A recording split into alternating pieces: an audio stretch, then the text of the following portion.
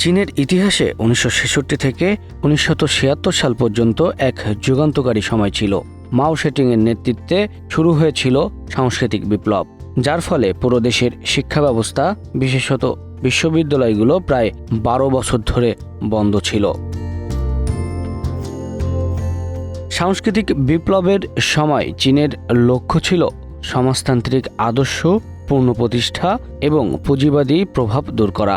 মাও সেতুং বিশ্বাস করতেন চীনের শিক্ষা ব্যবস্থা বুর্জোয়া চিন্তাধারার প্রভাবিত, যা বিপ্লবী সমাজতান্ত্রিক সমাজ গঠনে বাধা সৃষ্টি করেছে।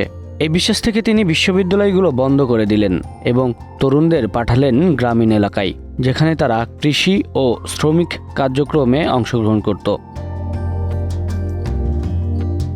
সরকারের পক্ষ থেকে বলা হলো, চীনের অর্থনীতিকে শক্তিশালী করার জন্য এই সিদ্ধান্ত নেওয়া হয়েছিল।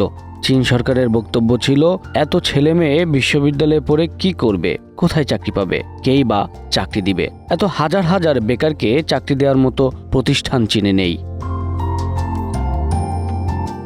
বিশ্ববিদ্যালয় বন্ধ থাকার ফলে কিছু ইতিবাচক পরিবর্তন দেখা দেয়। তরুণদের সরাসরি কৃষি ও শ্রমিক কর্মকাণ্ডে যুক্ত করা হয়েছিল, যা সমাজতান্ত্রিক আদর্শ প্রচার ও প্রতিষ্ঠিত করতে সাহায্য করে। রেড গার্ড আন্দোলনের মাধ্যমে তরুণরাও মাও সেতুংয়ের আদর্শ প্রচারে নিয়োজিত হয় এবং বিরোধী সাংস্কৃতিক মতের বিরুদ্ধে সংগ্রাম করে। এই সময়টাই চীন ছাত্রছাত্রীদের নানা ধরনের ট্রেড কোর্সে কর্মমুখী প্রশিক্ষণ দিয়েছিল।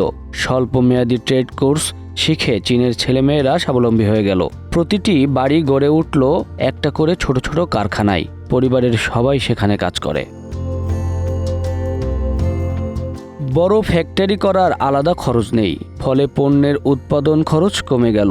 বর্তমানে যে কোনো পণ্য সস্তায় উৎপাদন করার যে সক্ষমতা চীনে তৈরি হয়েছে, তা ওই সময়ের প্রশিক্ষণের ফলে। ওই সময়ের পর পৃথিবীর প্রতিটি অঞ্চলে চাইনিজ পণ্যের প্রসার বৃদ্ধি পেয়েছে, ফলে তারা বিশ্ব বাণিজ্যের এক অপ্রতিরোধ্য পরাশক্তি হয়ে দাঁড়ায়। উপযুক্ত মূল্য দিলে তারা এমন জিনিস বানিয়ে দেবে যার গ্যারান্টি আপনি চাইলে ১০০ বছরও দিতে পারবে তারা। কিন্তু এই সময়ের সবচেয়ে বড় প্রভাব ছিল শিক্ষার মানের অবনতি। বিশ্ববিদ্যালয় বন্ধ থাকার কারণে উচ্চশিক্ষার অভাবে চীনের শিক্ষা ব্যবস্থা ভেঙে পড়ে। একটি প্রজন্ম উচ্চশিক্ষার সুযোগ থেকে বঞ্চিত হয় এবং তাদের পেশাগত জীবনে একটি নেতিবাচক প্রভাব ফেলে। সাংস্কৃতিক বিপ্লবের সময় বুদ্ধিজীবীদের ওপর চালানো হয়েছিল ব্যাপক নিপীড়ন। মাও সেতুং এবং তার সমর্থকরা বুদ্ধিজীবীদের প্রতিক্রিয়াশীল ও সমাজতান্ত্রিক বিপ্লবের শত্রু হিসেবে চিহ্নিত করেন। এর ফলে অনেক শিক্ষক ও অধ্যাপককে নির্যাতন সহ্য করতে হয় এবং শিক্ষার মান ব্যাপক হারে হ্রাস পায়।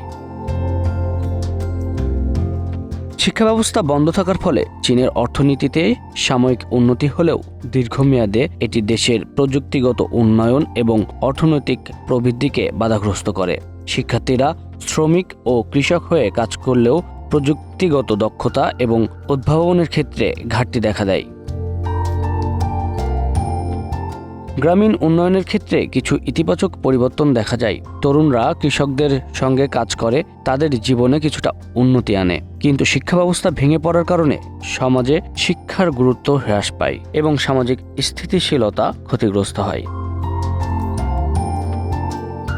১৯৭৬ সালে মাও সেতুংয়ের মৃত্যুর পর সাংস্কৃতিক বিপ্লবের অবসান ঘটে এবং ধীরে ধীরে চীনের শিক্ষা ব্যবস্থা পুনর্গঠন শুরু হয়। ১৯৭৭ সালে পুনরায় বিশ্ববিদ্যালয়গুলোতে ভর্তি পরীক্ষা চালু হয় এবং শিক্ষা ব্যবস্থার মান উন্নয়নের প্রচেষ্টা শুরু হয়। রবিউল ইসলাম শুভ, বাংলা অ্যাফেয়ার্স নিউজ ডেস্ক।